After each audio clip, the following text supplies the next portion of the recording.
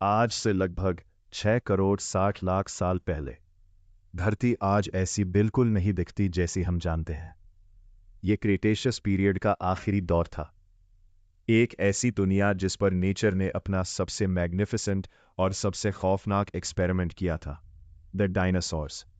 165,000 million years तक, लगभग 16 करोड़ साल तक, इन विशालकाय जानवरों ने इस प्लेनेट पर राज किया था। इन्हें लगता था कि ये दुनिया उन्हीं की है और हमेशा उन्हीं की रहेगी। कोई प्रेडेटर नहीं, कोई खतरा नहीं जो इनकी पूरी प्रजाति को मिटा सके। लेकिन वो गलत थे। उनका सबसे बड़ा दुश्मन इस धरती पर था ही नहीं। धरती से करोड़ों किलोमीटर दूर स्पेस के अंधेरे में एक मौत शांत आकर ले रही थी। एक एस्टेरॉइड, माउंट एवरेस्ट के साइज का एक पत्थर जो 72,000 किलोमीटर प्रति घंटे की रफ्तार से सीधा हमारे प्लैनेट की तरफ बढ़ रहा था। ये कोई आम पत्थर नहीं था, ये एक रीसेट बटन था। और इसने धरती से टकराने के लिए जो जगह चुनी वो उस एस्टेरॉइड से भी ज्यादा खतरनाक थी। लेकिन रुकिए, हमें ये सब कैसे पता? हम वहां नहीं थे, हमारे एंसेस्टर्स वहां नहीं थे, तो इतनी डिटेल्स हमें मिली कहाँ से? इस मिस्ट्री को सॉल्व किया एक बाप बेटे की जोड़ी ने, लुइस और वॉल्टर एल्वारेज। 1980 में वॉल्टर एल्वारेज इटली के पहाड़ों में रॉक्स की स्टडी कर रहे थे। उन्होंने देखा कि चट्टान के अंदर एक अजीब सी पतली लेयर है। इस लेयर के नीचे वाले हिस्से में डायनासोर्स के ढेर सारे फॉसिल्स थे, लेकिन इस लेयर के ठीक ऊपर एकदम सन्नाटा, कोई फॉसिल्स नहीं। ये लाइन बाउंड्री थी क्रेटेशियस और पैलियोजेन पीरियड के बीच की। जब इस पतली लेयर को लैब में टेस्ट किया गया तो एक ऐसी चीज मिली जिसने सारी दुनिया के साइंटिस्ट्स के होश उड़ा दिए। इस लेयर में एक एलिमेंट मिला जिसका नाम था इरिडियम। इरिडियम धरती की सतह पर बहुत ही रेयर है, ऑलमोस्ट ना के बराबर। लेकिन ये एक जगह बहुत भारी मात्रा में मिलता है, एस्टेरॉइड्स में। यह पहला सबूत था कि स्पेस से कुछ इतना बड़ा धरती पर गिरा था जिसने पूरी दुनिया को इरिडियम की एक चादर से ढक दिया था। और फिर 1991 में साइंटिस्ट्स को वो गन भी मिल गई जिससे ये गोली चली थी। मेक्सिको के युकतान पेनिनसुला में एक जमीन के अंदर दबा हुआ क्रेटर मिला, चिक्सुलोप क्रेटर। 150 किलोमीटर चौड़ा और 20 किलोमीटर गहरा। ये क्रेटर प्रूव कर रहा था कि कयामत सच में आई थी। आइए वापस चलते हैं उस दिन, कयामत के दिन। टाइम है दोपहर का। आसमान अचानक रोशनी से अंधा कर देने वाला हो जाता है। एक एस्टेरॉइड जो करीब 10 से 15 किलोमीटर बड़ा था वो धरती के एटमॉस्फेयर में एंटर करता है। इसकी स्पीड इतनी तेज थी कि चांद से धरती तक का सफर इसने सिर्फ चंद घंटों में तय कर लिया था। जैसे ही इसने शैलो समुंदर को हिट किया, फिजिक्स के सारे नियम टूट गए। ये कोई आम ब्लास्ट नहीं था, ये ब्लास्ट हिरोशिमा पर गिरे एटॉमिक बॉम्ब से, ध्यान से सुनिएगा, 10 बिलियन गुना ज्यादा ताकतवर था। टकराने के पहले फ्रैक्शन ऑफ अ सेकेंड में एस्टेरॉइड खुद वेपराइज हो गया और अपने साथ उसने जमीन के उस हिस्से को भी वेपराइज कर दिया। इम्पैक्ट जोन के 1000 किलोमीटर के दायरे में जो कुछ भी था, पेड़, जानवर, समुंदर, वो मिली सेकेंड्स में राख बन गया। उन्हें दर्द महसूस करने तक का टाइम नहीं मिला। ब्लास्ट से एक ऐसी थर्मल हीट वेव निकली जिसका टेम्परेचर सूरज की सतह से भी ज्यादा था। जिन डायनासोर्स ने आसमान में उस आग के गोले को देखा, उनकी आंखों की रोशनी चली गई और अगले ही पल उनका शरीर आग की लपटों में जलकर कोयले में बदल गया। लेकिन मौत का नंगा नाच तो बस शुरू हुआ था। ब्लास्ट के तुरंत बाद एक हवा का तूफान आया, एक ऐसी शॉकवेव जिसकी स्पीड 1000 किलोमीटर प्रति घंटे से भी ज्यादा थी। इस हवा ने अपने रास्ते में आने वाले हर जंगल को सपाट कर दिया। जमीन ऐसे कांपने लगी जैसे जली हो। रिक्टर स्केल पर इस अर्थक्वेक की मैग्नीट्यूड 11 या 12 थी, एक ऐसा भूकंप जो आज तक इंसानी इतिहास में कभी रिकॉर्ड नहीं किया गया। जब 10 किलोमीटर बड़ा पत्थर समुंदर में गिरेगा तो पानी कहाँ जाएगा? वो पानी लहर बनकर वापस आएगा। और ये कोई आम सुनामी नहीं थी, ये सुनामी ऑलमोस्ट 300 मीटर्स, लगभग 1000 फीट ऊंची थी। ये mega tsunami 1000 kilometre per hour की स्पीड से आगे बढ़ी और इसने कोस्टल एरियाज में बचे खुचे जानवरों को अपने अंदर निगल लिया।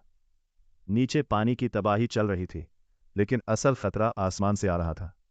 जब एस्टेरॉइड जमीन से टकराया तो उसने ट्रिलियंस ऑफ टन्स मिट्टी, पत्थर और लावा आसमान में, बल्कि स्पेस तक उछाल दिया था। स्पेस की फ्रीजिंग ठंड में ये पिघला हुआ लावा छोटे छोटे कांच के टुकड़ों में बदल गया, जिन्हें टेक्टाइट्स कहा जाता है। और जब ये अरबों कांच के टुकड़े ग्रेविटी की वजह से वापस धरती पर गिरने लगे तो फ्रिक्शन की वजह से ये आग के गोलों में बदल गए। सोचिए, आसमान से जलते हुए कांच की बारिश हो रही है। इन टेक्टाइट्स ने अर्थ के एटमॉस्फेयर को एक ओवन की तरह हीट कर दिया। हवा का टेम्परेचर इतना बढ़ गया कि पूरे प्लैनेट के जंगलों में एक साथ आग लग गई। ग्लोबल वाइल्ड फायर्स, दुनिया का हर हिस्सा जल रहा था। लेकिन शायद डायनासोर्स की किस्मत में मरना ही लिखा था, क्योंकि मेक्सिको में गिरे इस एस्टेरॉयड से हजारों किलोमीटर दूर एक और तबाही चल रही थी। इंडिया में, आज जिसे हम महाराष्ट्र और गुजरात कहते हैं, वहाँ उस वक्त ज़मीन फट चुकी थी। इन्हें डेक्कन ट्रैप्स कहा जाता है। यहाँ से इतना लावा निकल रहा था जो पूरे इंडिया को किलोमीटर गहरे लावा के समुंदर में डुबा सकता था। कुछ साइंटिस्ट्स का मानना है कि मेक्सिको में एस्टेरॉयड के टकराने से आई साइस्मिक वेव्स ने धरती के अंदर हलचल मचा दी, जिसकी वजह से इंडिया के इन वोल्केनोज का फटना और भी ज़्यादा भयंकर हो गया। एक तरफ से एस्टेरॉयड की आग, दूसरी तरफ से वोल्केनो का लावा।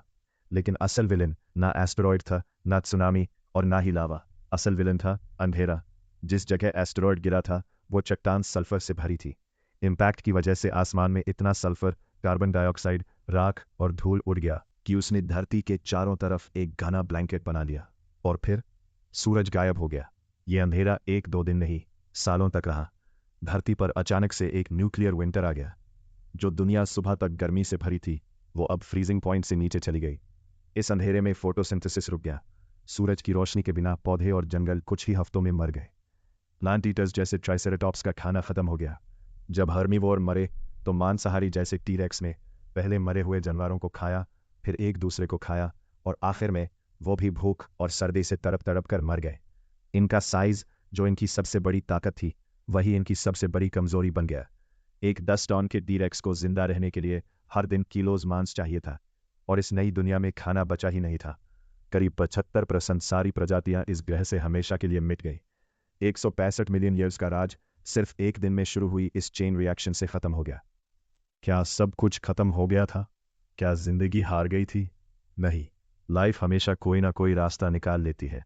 इस तबाही में विशाल कई मॉन्स्टर मर गए, लेकिन छोटे जीव बच गए। कुछ छोटे मैमल्स जो हमारे एंसेस्टर्स थे, वो ज़मीन के अंदर लंबे बिल बनाकर रहते थे। वहाँ नीचे वो एस्टेरॉयड की आग और न्यूक्लियर विंटर की ठंड से बच गए। उनका मेटाबॉलिज्म स्लो था, और वो मरे हुए कीड़े मकोड़े और सीड्स खाकर सालों तक जिंदा रह पाए। और हाँ, डायनासोर्स पूरी तरह एक्सटिंक्ट नहीं हुए। एक स्पेसिफिक ग्रुप, जो छोटे थे, जिनके पास पंख थे और जो बीज खा सकते थे, वो बच गए। आज हम उन्हें बर्ड्स कहते हैं।